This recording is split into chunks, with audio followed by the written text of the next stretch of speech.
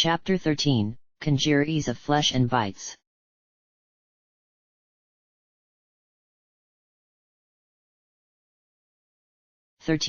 Conjuries of Flesh and Bites.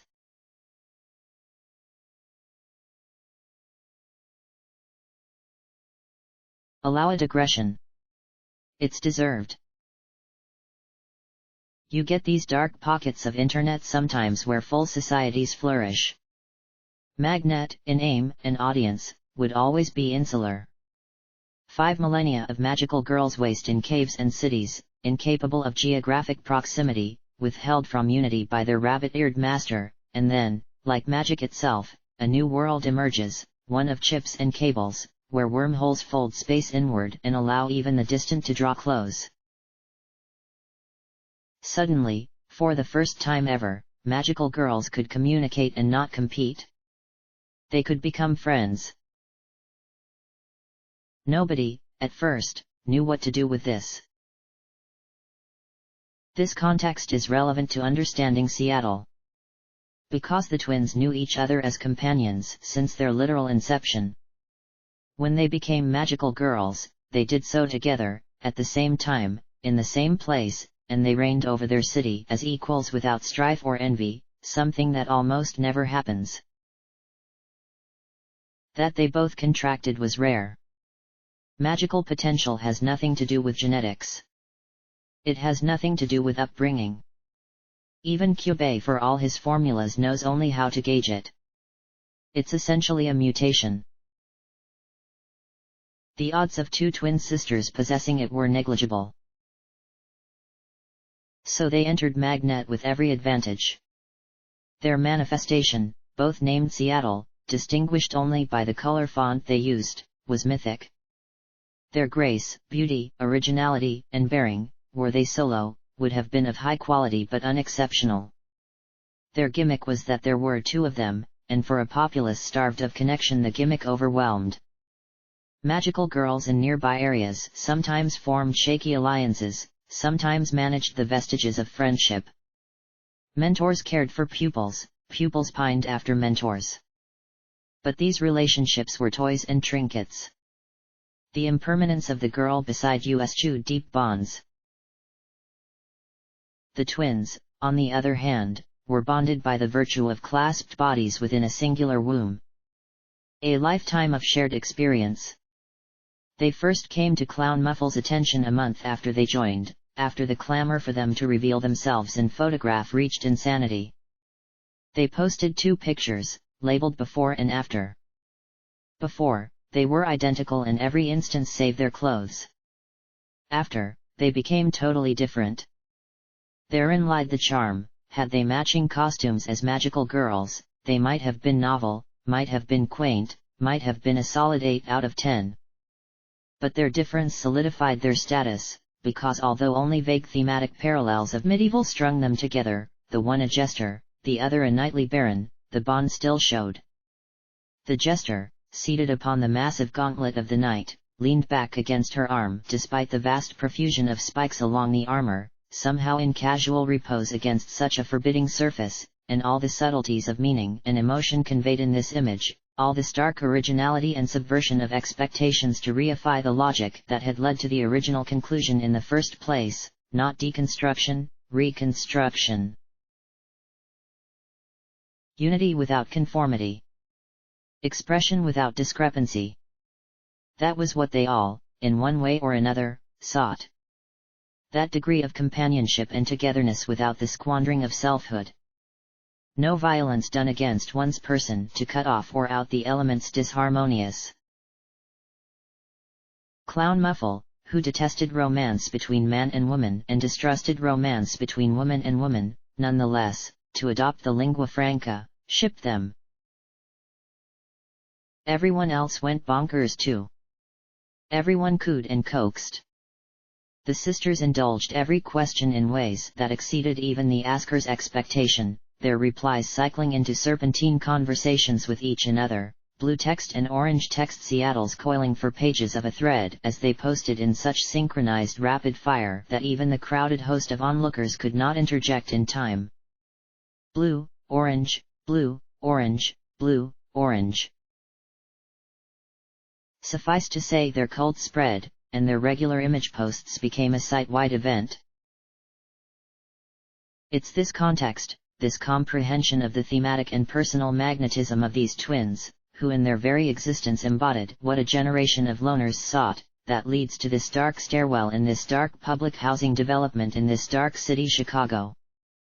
Blood leaked down the pocked and graffiti-strewn walls, but otherwise the silence consumed all. Until the twin in her armor broke it with a voice only somewhat stifled, "That you, Clown Muffle?" "You're that girl from Seattle," said Hemet, who took the opportunity to grab a handrail and wrench her foot from Clown Muffle's knife. "It is her," said one of the projected girls. Others crowded forward, not all of them apparently aware of Seattle's fame. Nobody knew how to proceed. "Strange," said Seattle. "Super strange," said the unseen sister. "Who are you?" "The lieutenant." She elbowed aside the projections. "If you're not one of us, you're an invader." Clown Muffle raised her now free hand. "No, she's a friend. It's all well. Actually, you could call us invaders. That may in fact be our goal. We're doing a bit of reckless invading." The slash the lieutenant received from Denver had ruined her face and a thick rivulet of blood ran down her neck. "Ah. Well. In that case." The lieutenant's nail gun aimed. Clown Muffle reached to seize it by the barrel, but she was somehow slower than the lieutenant, and a braca of long metal implements fired in a spiral at Seattle. Seattle's laser mace swooned the air, and in the afterimage of neon light the nails disintegrated.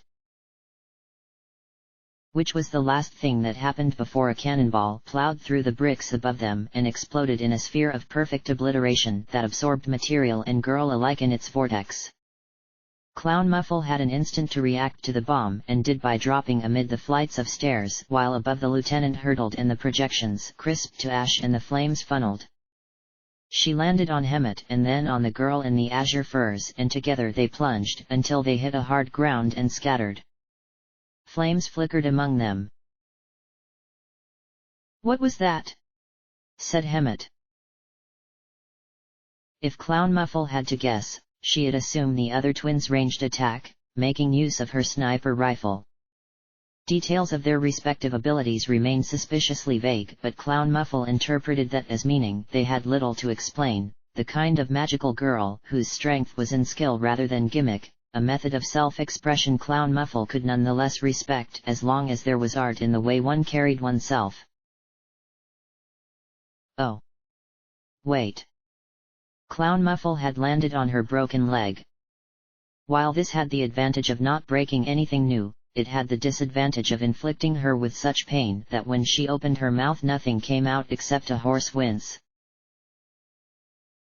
Hemet limped to the patch of light that poured from the ruined stairwell above and looked up.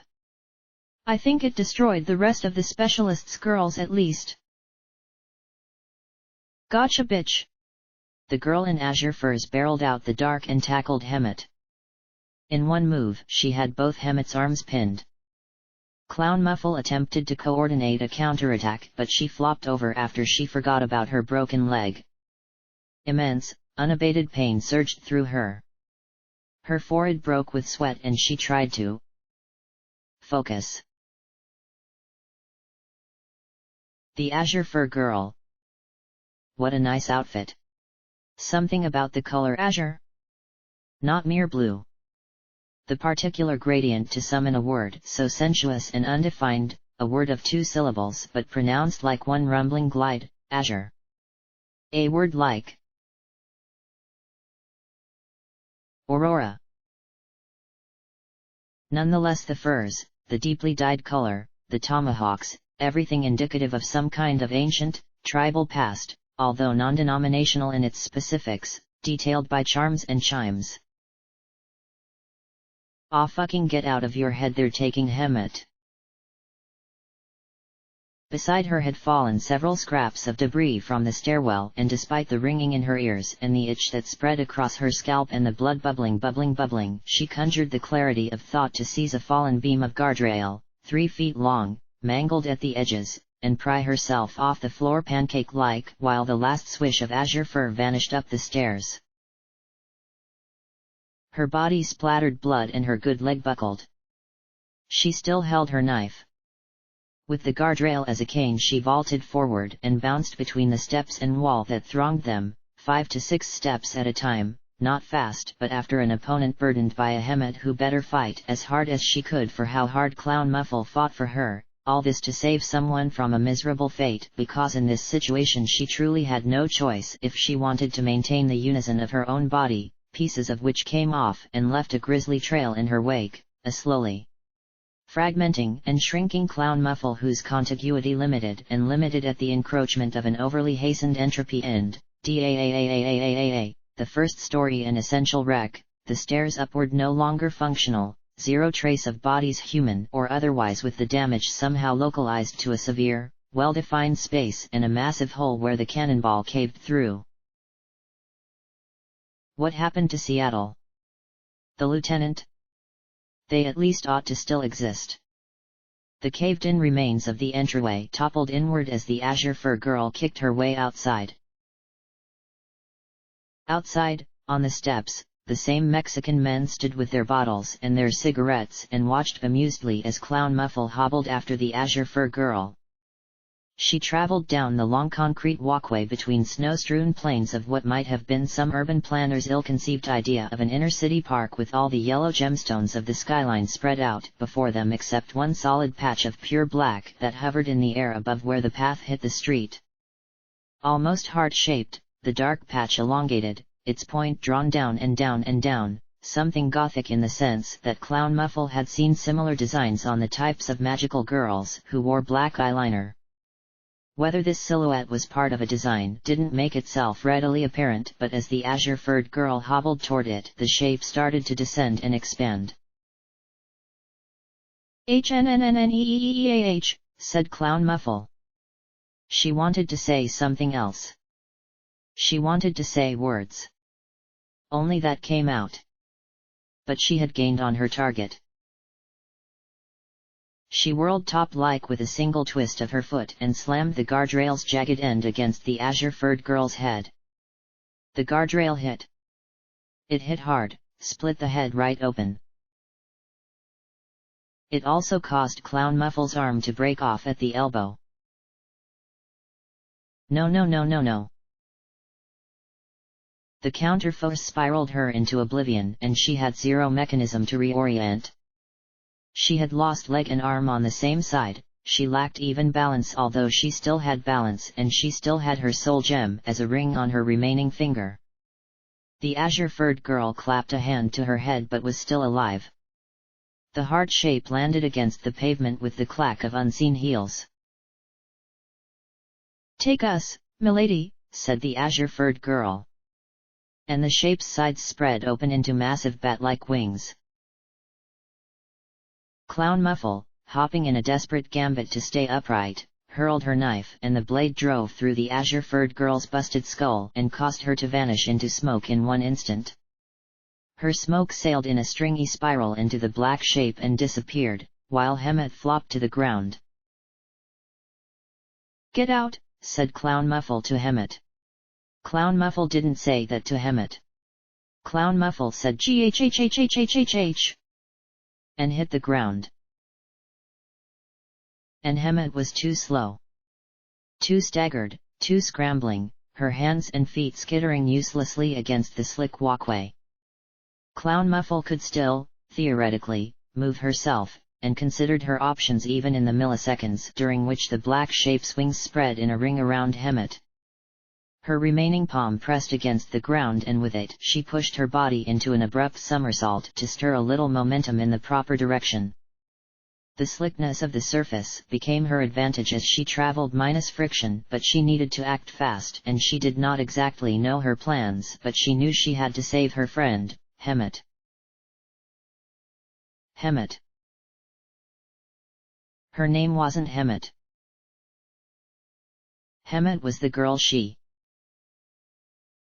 rolled under the closing wing of the figure and slide-tackled the Hemet-like person who was not like Hemet. 5 ribs in Clown Muffle's body broke, but her momentum shifted to Hemet, and Hemet slid under the other wing and into the snow. Blep. That was the sound her body made. The wings shut around Clown Muffle. HNN. What a lot of darkness. So would Clown Muffle die? Everything was cold. It was so cold her pain drained away, from her leg and arm and chest. Voices. A lot of them twisted in her ears. Dying to save someone, she did the right thing. Like a good magical girl. She always had been one, she had to believe that. She didn't want to die. Please don't let her die. Please save her. Calm down, your heart is racing, said a voice recognizable as Denver. It'll be okay soon. Trust me, okay? But it wasn't like Denver at all. That scared her even worse, that it was someone else speaking with Denver's voice, that all the Denverness of the person had leached out. Clown Muffle fought. She moved what remained of her arm. What remained of her leg and torso.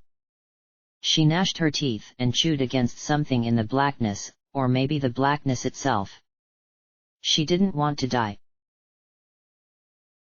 Give her space, you're freaking her out, said a voice. Let me talk to her, said Denver. We can't assimilate her if she isn't tranquil. Just calm her down the old-fashioned way, said someone else. The blackness closed like folds of dense velvet, given form with inner wires. It clenched around her bones but pressed gently enough to close her body without cracking it. Her lungs ceased to function. Everything felt ruddy and thick and dripping, unclean, no air came. Asphyxiation. To make her tranquil. Her leg kicked. Hands pressed. To hold her still. One hand slid under her chin and the warmth of a face pressed against her cheek. It's okay, said Denver. It's not as bad as it feels. Give yourself away to the lady. Electricity jolted through Clown Muffle's body. Her torso buckled and spasmed beyond her capacity to control it. Fire traveled down her veins and bone marrow, her eyeballs roved against the total darkness.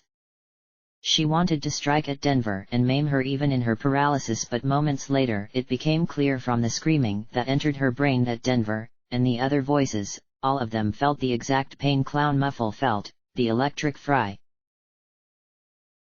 The darkness opened. Clown Muffle cracked against the pavement and the dark form cracked against it too. Air rushed into her lungs and the whole world ebbed, distorted, color and hue and saturation offset. But above her, she fell on her back, she stared above, one thing she could perceive. A small, grey cloud. It had a frowny face. No, rasped the hoarse, inhuman mechanism of the dark figure who fell beside her as a gold and purple amalgam rushed beside Clown Muffle, grabbed her under the armpits, and dragged her down the walkway. Are you alive? Are you alive? Said her, the fourth girl. Speech Clown Muffle knew to be beyond her grasp. She tried telepathy, possibly. Her body scraped past the writhing dark figure. Hemet. Hemet. Hemet. Hemet. The fourth girl said. My friend. Palos. You mean Palos? She flew off. On a a broom, broom-thing. Where was the fourth girl dragging her? She could only stare upward.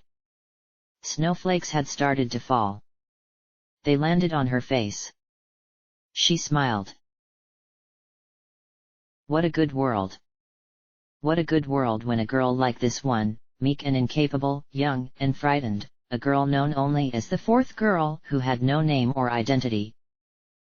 When with the alteration of the costume, the injection of a spark of individuality, even she could muster the courage to fight, and at the critical instant save a life. Everyone saving everyone's lives. What a good world! The sight of a car showed up in her realm of vision and the dragging stopped. It was the car they used to get to the projects. I don't know what to do, I don't know what to do, said the fourth girl. Lieutenant Bolingbroke, I saw the armored girl take her, a clown was with her, I couldn't do anything, and that dark thing's getting up, oh no it's getting up, what do I do? Drive away. Drive away. I don't have the keys, Lieutenant Bolingbroke had them. Magic runs a car. The fourth girl blinked at her. Hun. Your electricity. Spark the ignition. An eye widened in comprehension. Acute selfhood in the fourth girl's arc of learning. She hesitated, fidgeted, looked at the car window, looked back the way they came, and rammed her fist through the glass. She yelped, whipped her bloodied hand, tears beaded in her eyes, she unlocked the door. Things became black a moment. Clown Muffle rolled her head back into focus and she now sat in the passenger seat, even her seatbelt snug around her waist. The fourth girl sat in the driver's seat. What now, what now? Enchant the car. Control it with your magic. Enchant? Oh no, what am I doing? Put your magic inside it. If you think it, you can do it. Okay? Another ebb of blackness came on, but she had to fight it. She did not want to die. She did not want to die. She did not want to die. She did not want to. The fourth girl shrieked and slammed her bloody hand on the steering wheel and flash, the bland interior of the vehicle became a glowing yellow and the engine chugged to life. Good. Good. All magical girls had an innate talent for these basics of magic. Magic was simply self-expression. The fourth girl only needed to want to do it, and she was such a good girl. Despite her fear, she knew she needed to act. Good girl. Good girl. I can't drive. Less good girl. Let your magic drive for you. Make it control the car. Clown Muffle had of course never driven a car with magic instead of the normal carway. She had never heard of anyone doing this before. But electricity magic? Lightning bolts? Overpowered. Everything useful ran on electricity. A girl who harnessed that kind of power would have more versatility than others. NNH. So sleepy. You know. If the specialist hadn't gone after them already. She probably wouldn't. And why would she? She was after Hemet, not them. They had no rush. Lie back and sleep. Stay awake. Okay. Okay. Okay. I can do this. I can. HNNNFF, can. Sleep and die. The car jolted forward. The fourth girl leaped. It's not just your body. Your soul. What state is it in? Okay. Okay. I'll take you back to barracks. It'll be okay. We'll. Take me to. Take me to. Administrator. That's where the doctor, the physician is. Right. The car ran into a curb and the carriage scraped against concrete and the fourth girl shrieked again before they bounced back onto the road with an agonizing jostle. The police. The police would stop them. Long before they reached the dock. Normally police meant nothing to a magical girl, but here they fade black. Fade white. They were stopped. Cops. Cops were coming. Cops were. A red light turned green. The fourth girl, face nearly pressed to the wheel, barely peered over it as with immense perspiration she jittered her hands and guided them around a corner. She whispered under her breath a vague stream of imprecations and incantations designed to bring good fortune upon their journey. It would be better to die in the wings of that devil than to the law of the cycles. Did the fourth girl even know where to go? Not even Clown Muffle knew where to go. She saved Hemet. Murietta Temecula. Hemet died. The other girl in the orange grove. Bells and iron maidens. Teeth through the ring, teeth through a finger. She died. Clown Muffle killed her. She could barely remember anything, so why did she remember this now? She didn't want to die remembering this. But it was like all the good memories had fallen off her body. She tried to remember a good memory and she had none. She tried to remember the way her body felt when she moved it and it was whole, how she danced and fought, the energy of her magic in her bloodstream when she could conjure doves from sleeves and cards from fingertips, but only a bankrupt panoply of shit descended on her, buried her. Hemet's corpse sank beneath the manure. And there was worse. And no. Not that. Why think about that? That man, not him. Go away. The best way to make money. Why did she not listen to Denver? In the darkness. In the darkness in Denver's embrace, you're 13 so legally you can't even, and the embrace of the wings, devour her and make her nothing, eat away these memories and... The car crashed. Into a wall. Enough to shatter a window. The fourth girl, she screamed. Sorry, I don't know how to park. Her head flitted this way and that. Stay here, I'll get the physician. Oh. They arrived. Probably did not matter. She would die. Stay. Stay with me.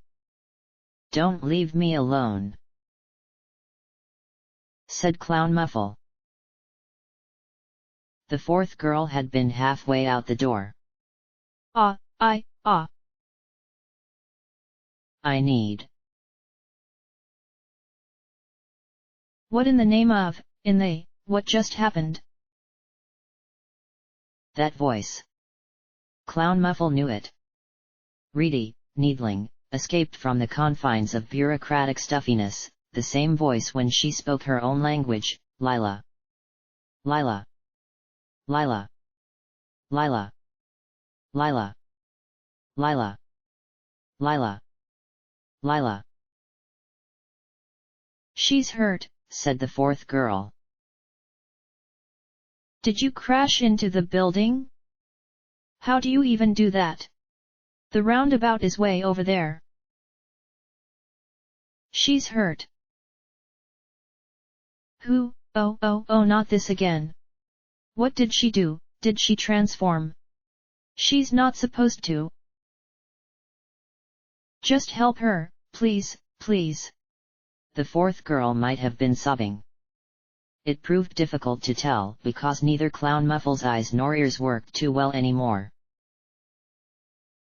This is the best way to make money. You're 13, so legally you can't even have a real job. And you would need parental permission, just forget about it. I've been around a few years, this is what everyone does. If you don't like it, figure something else on your own, but trust me, it'll be a lot better if you let me help you. I know people. Otherwise you'll just roam the streets and who knows who'll pick you up. My clients, they're not, you know, the nicest guys. But they're professional men, they can restrain themselves. Trust me. I do it too, I'm not having you do anything I haven't done. Yeah, it's not great, but it's what you gotta do. You need food, right? A place to stay? Can't do that without money. And what else can a 13-year-old do? It's just what everyone does. Get the physician, go. Why yeah.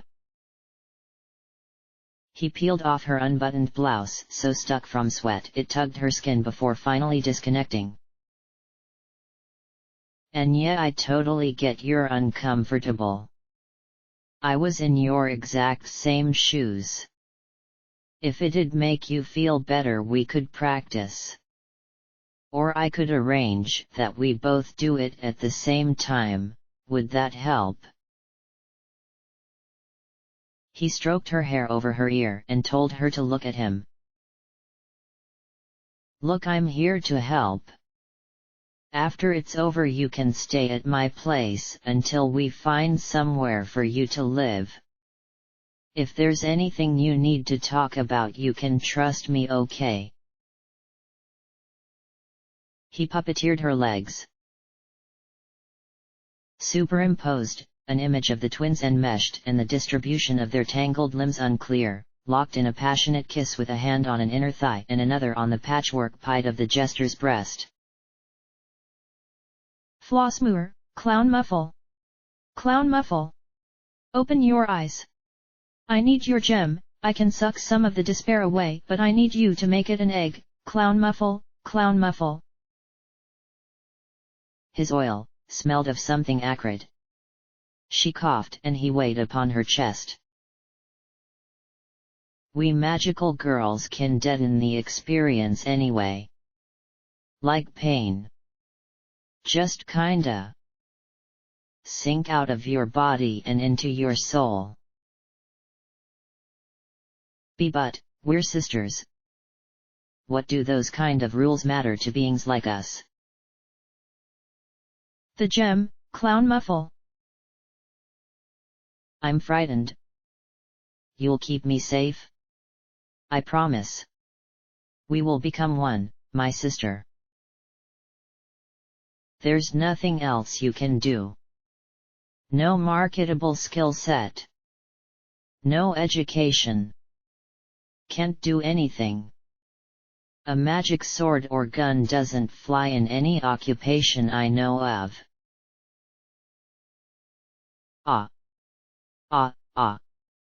NNH.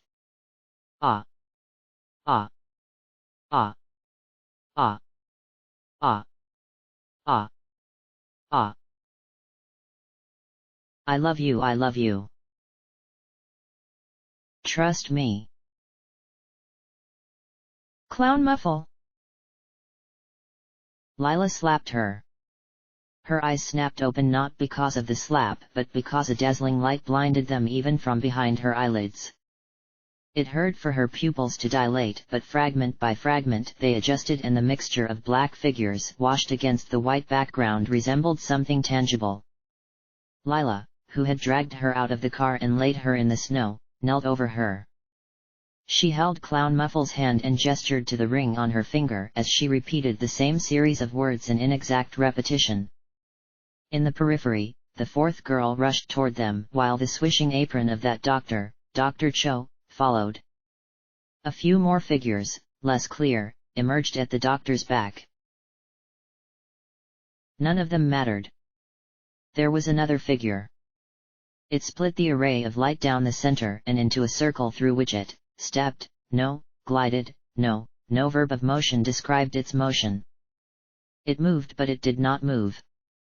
And while from it billowed wings, ribbons, flounce, and feathers, and the strands of long pink hair, none of those things billowed, because to apply a word like billow to this figure was profane. This was God. God's golden eyes glowed upon her. Warm. Kind. Loving. God was loving. God loved her. Clown Muffle. Miss Viscara. San Bernardino. Flossmoor. The names stripped away one by one to leave a pure essence of herself in a feeling like the darkness of the dark shape's wings and the cold embrace of Denver, but now white, pure. Perfect. The fourth girl did not see God. Dr. Cho did not see God. The figures at the doctor's back did not see God. They bent and stooped closer to Clown Muffle to inspect, but no matter how close they grew, they did not cover even an inch of her vision of God. Lila's eye squinted and her head started to turn. Lila, unlike the others, could blot the whiteness.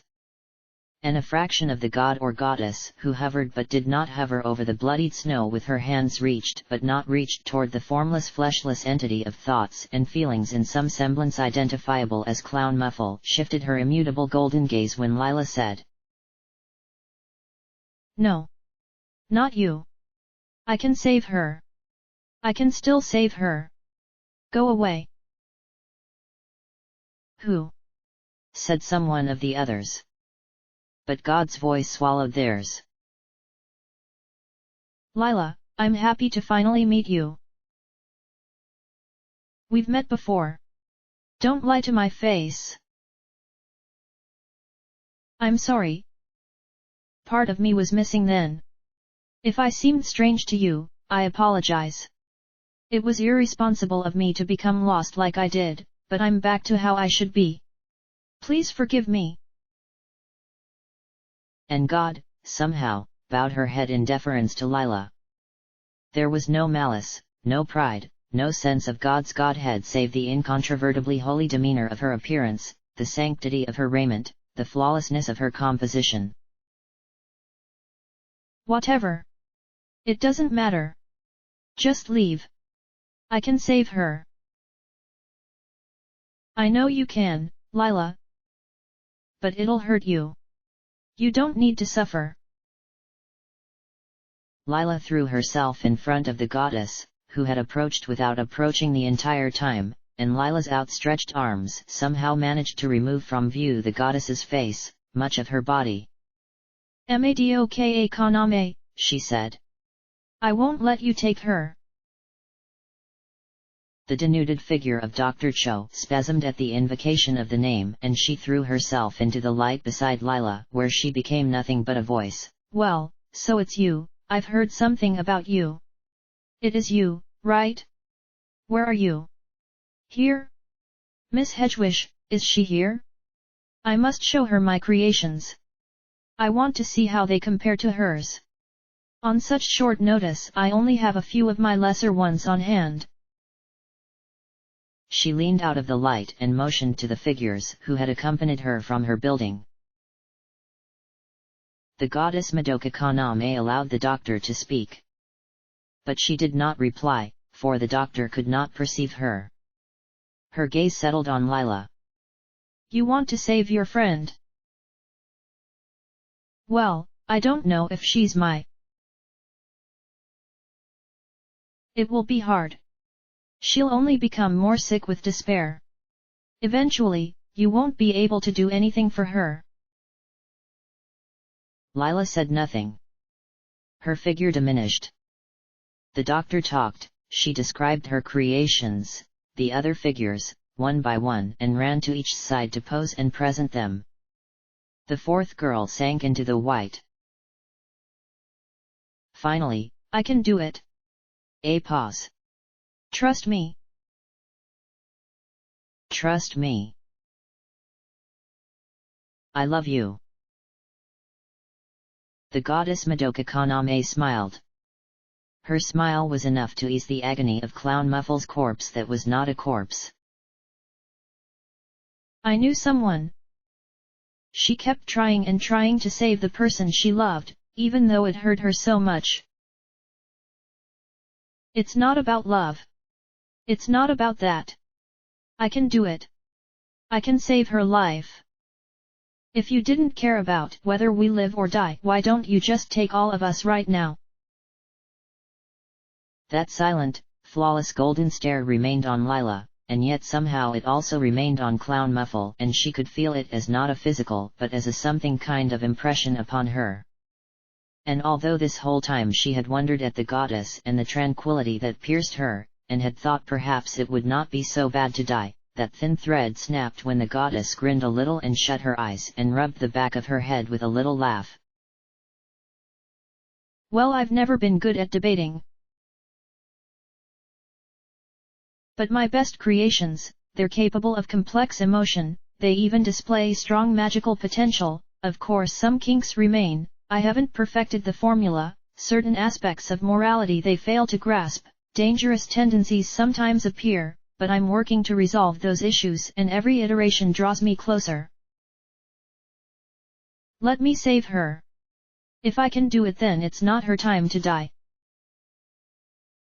In one moment God somehow became a teenage Japanese girl. Ah, well.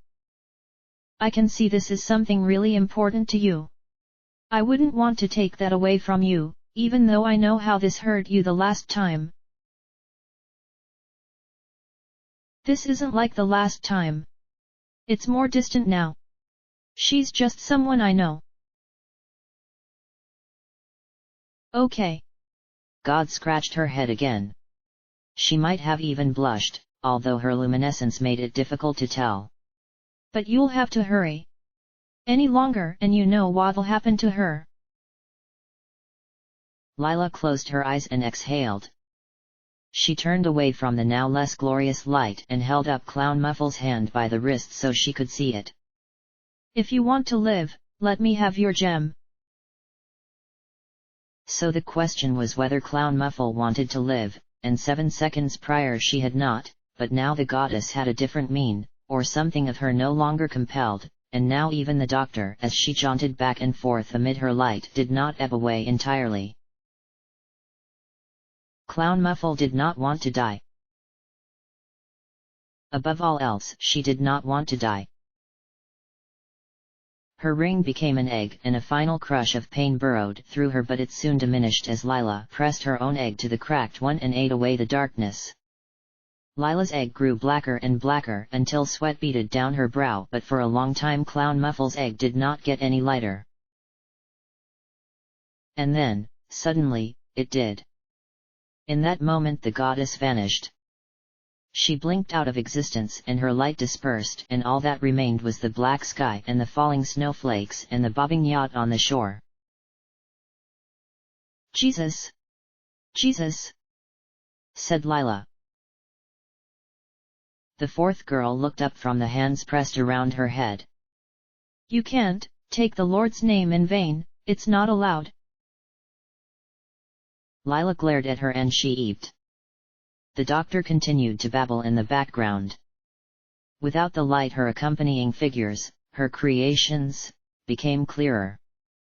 Each had white hair and red eyes and stood like mannequins. You can be quiet now, said Lila. She left. The doctor paused mid-sentence. She considered her empty theater and slumped her shoulders. What will you do style? Pity. Did she say anything about me, love? Yeah. Right at the end, she said to tell you that you should treat your creations with love and kindness. Now can you heal Flossmoor? She's wasting energy replenishing the blood she's lost. Right. A smart clap of her thick gloved hands. She knelt beside Clown Muffle, shoved the fourth girl out of the periphery, and reached inside of the stump of Clown Muffle's arm with 2 fingers. It hurt. She held still. Lila wiped her face and stood. I'll get cubes from storage. Those'll help. But as she turned, Clown Muffle reached out her remaining arm and grabbed her. That's not what I need. What I need is, I need a way to fix my gem. The gem in question sat on the snow at Clown Muffle's side. It no longer looked like an egg much. Instead, it was like a flower bud that had started to bloom, with 4 distinct petals pulling apart from one another. That was her soul. The one Lila fought God for.